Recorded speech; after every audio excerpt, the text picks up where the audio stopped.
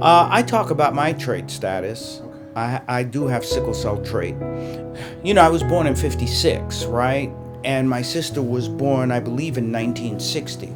So, you know, I don't know when there was finally a focus on sickle cell disease, but in the 60s, I'm not quite sure, you know, that there was any focus whatsoever.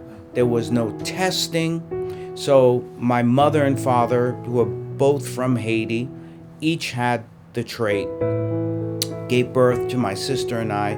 My sister had the disease, and I have the traits.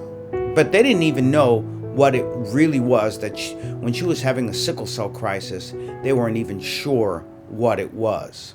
But I know I've had a few bouts, primarily when I'm extremely tired, okay, I get backaches. Now I remember my sister always having those backaches from the sickling of the blood because of sickle cell disease and what it did to her body and her organs. You know, she never married because she was always sick.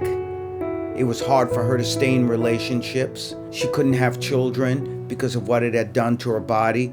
You know, she was so sick all the time. How old when she passed? She was 40 years old when she passed.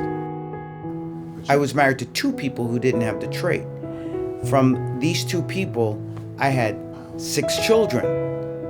3 children have the trait, 3 do not. That's correct. That makes sense. We really, and my message to people with sickle cell disease and even people with sickle cell trait, you're no less than anyone else. It's not the end of your life. There are treatments that are out there. Know your status. Act accordingly. Take care of yourself no matter what that status is.